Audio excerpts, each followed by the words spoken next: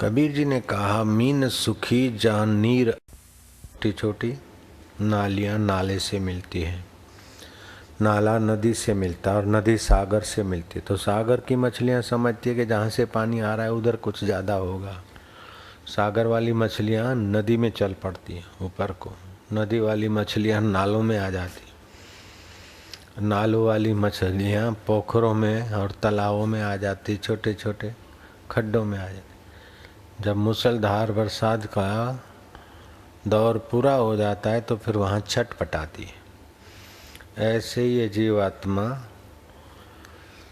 परमेश्वर अगाध सुख है, दरिया है अपना हृदय स्वर में। फिर सुबह उठता है तो बुद्धि में, फिर मन में, फिर आँख के द्वारा सुखी होने को जाता है, देख देख के मजा ले, लेकिन थकता है। फिर सूंघने का मजा, चखने का मजा, सुनने का मजा, टच करने का मजा, आखिर थक जाता और झक मार के रात को नींद में चला जाता है। अनजाने में जीव को थोड़ी शांति, थोड़ी थकान की निवृत्ति, लेकिन अनजाने में परमात्मा के करीब जाता है। इसलिए परमात्मा तत्व का ज्ञान नहीं होता, परमात्मा के अस्तित्व का लाभ मिलता है लेकिन ज्ञान नहीं होता, उसमें टिकने की स्थिति नहीं होती। तो एक दिन दो दिन नहीं, सारी जिंदगी, और एक दो जिंदगी नहीं, कई सदियां, कई कई जन्म बीत जाते। सब दुखों से निवृत्ति के बाद सोच ले, तम विद्या दुख संयोग, तम विद्या दुख संयोग, वियोग योग संगीतम, योग योग संगीतम, तम विद्या दुख संयोग, तम विद्या दुख संयोग, वियोग योग संगीतम, योग योग संगीतम, सनिश्चयेन युक्तव्यो, सनिश्चयेन युक्तव्यो, योगो निर्वाण चेतसा, योगो निर्वाण चेतसा। ये गीता के 6 अध्याय का 23वां श्लोक है। बड़ा समझने काबिल है ये श्लोक। भगवान बोलते हैं गीता में, जिसमें दुखों के संयोग का ही वियोग है। ध्यान देना, बात सूक्ष्म है। जिस योग में दुखों का संयोग का वियोग है, जिस योग में दुख घुस नहीं सकते, जिसमें दुखों के संयोग का वियोग है, उसी को योग नाम से जानना चाहिए। जहां दुख घुसपैठ नहीं कर सकते, हरामजादे, जयराम जी की, जहां दुख का प्रवेश नहीं है, उसको बोलते योग। जैसे बोल दें सूरज तो बोले अंधकार कितना है, अरे प्रवेश ही नहीं है भाई। दिमक कितना लगा है, ओहो प्रवेश ही नहीं हो सकता है। अच्छा तो उल्लू पक्षी कितने रहते सूरज के पास, अरे कैसी बात करता है यार। अच्छा तो हार्मफुल बैक्टीरिया कितने हैं, अरे चुप रहे। चूहे बिल्लियाँ कितने हैं सूरज के पास, ओहो क्या बात करता है। सूर्य के पास इनका संयोग ही का वियोग है। ऐसे सूर्यों का सूर्य पर ब्रह्म परमात्मा जहाँ से मैं उठता है, वहाँ तुम्हारे इस बिल्ली चूहे और धिमक जैसे दुखों का प्रवेश ही नहीं है। ये तो ऊपर ऊपर की थर पर है, मन में, बुद्धि में, तन में। बाकी जीवात्मा की असलियत में तो इसका कोई प्रवेश ही नहीं।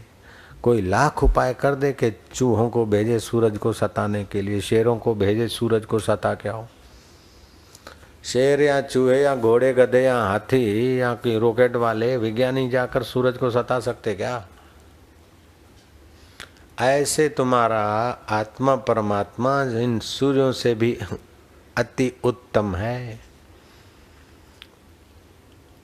वास्तव में सबकी असलियत जिगरी जान वो परब्रह्म परमात्मा है, लेकिन उससे योग न करके जहाँ दुख है, परेशानी है, टेंशन है, उससे योग मिल गया, मेल हो गया। चमड़ा काला हुआ, उससे योग कर दिया, मैं तो काला हूँ। नाक जरा तोते छाप हुई तो मेरी नाक ऐसी है, मैं ऐसा लंबा हूँ, मैं ठिंगना हूँ, मैं मोटा हूँ, मैं सिंधी हूँ, मैं पंजाबी हूँ। ये सब छोटी छोटी बातों में मन को रमा दिया।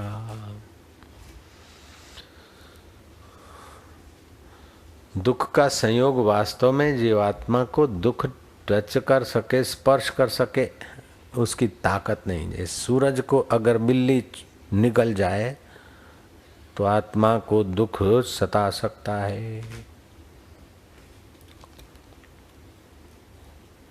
आकाश अगर लपेट के बगल में रख लिया जाए तो आत्मा को दुखी कर दिया जाएगा।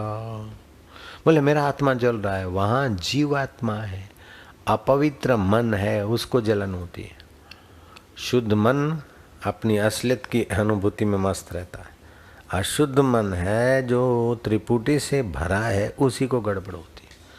और वो पैसे ज्यादा कमा लेने से दुख का अंत नहीं होता, नहीं तो धनी लोग निर्दुख हो जाते।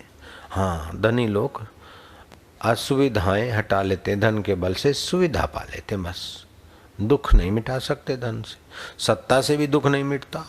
सत्ता वाले मनोवांछित वाहवाही थोड़ी बहुत करवा ले, लेकिन वो मनोवांछित वाहवाही भी उनकी टिकती नहीं। निंदा करने वाले भर बाजार में गालियां देते, एक बार उनकी भी निंदा कर लेती हैं और भी लोग कर लेते। तो सत्ता से, धन से अथवा पहलवानी से दुखों का अंत नहीं आता।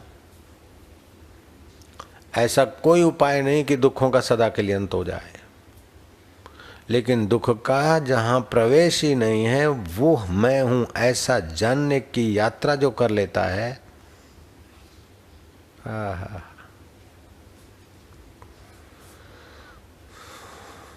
उसे बोलते हैं समत्व योगम उच्यते। दुख आया, मन दुखी हुआ, लेकिन फिर मन का दुख का भाव भी चला जाता है।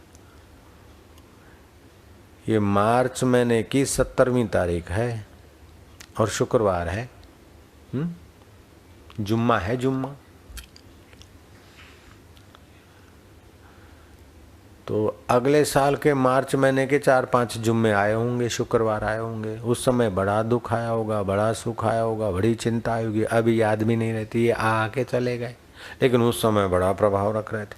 ऐसे ही अभी भी दुख सुख, अनुकूलता प्रतिकूलता, आप सावधान नहीं है, इसलिए उनका बड़ा थपेड़ा पड़ता। और आप कहाँ हैं वो देखते नहीं देखते, फिर भी वो दुख आपको नष्ट नहीं कर सकते। आज से साल भर पहले के 4 शुक्रवार आए, 4 रविवार आए, 4 मंगल आए, ये सारे, चाहे शनिवार आए, चाहे 4 बुधवार आए, ये सभी कंजर मिलकर तुम्हारे आत्मा को दबोच नहीं सके, तो अभी वाले क्या दबोचेंगे।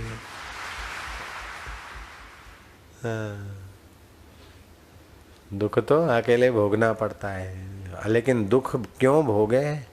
दुख बनाने की फैक्ट्री, दुख का संयोग ही ना हो। दुख का संयोग का वियोग है, इसी का नाम तो योग है। आत्मा में दुख की गुंजाइश नहीं। जैसे सूरज को दिमक नहीं लग सकती है, सूरज को बिल्ली नहीं निकल सकती, सूरज को चूहा काट नहीं सकता, शेर खा नहीं सकता सूरज को। ऐसे ही सूर्यों का सूर्य अमृतमय तुम्हारा आत्मा है। इसकी समझ और उसमें स्थिति का नाम योग है। जहां दुख का संयोग ही नहीं है, उसका नाम योग है। आजकल तो शरीर को स्वस्थ रखने के योगासन को लोग योगा योगा बोलते हैं। योग क्या है बच्चे, पता ही नहीं तुमको। जहां दुख का प्रवेश न हो, उसका नाम है योग।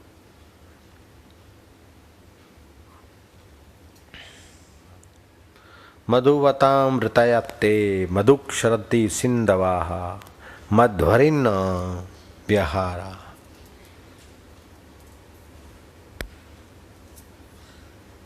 ये सब मधुमय है, जहाँ दुख का संयोग ही नहीं है, इसका नाम है योग। दुख का प्रवेश ही नहीं है। मान लेते हैं दुखाकार वृत्ति आई, उससे जुड़ गए, मैं दुखी हूँ। चिंताकार वृत्ति आई, मैं चिंतित हूँ। परेशानी के बीच आ रहा है, मैं परेशान हूँ। और मैं कौन है, बुद्धू सिंह खोजता तो है नहीं, इन रंडियों से मिलता रहता है। ये तो रंडियाँ हैं, आई और चली गई। ये तो वृत्तियाँ हैं, वैश्याएँ हैं।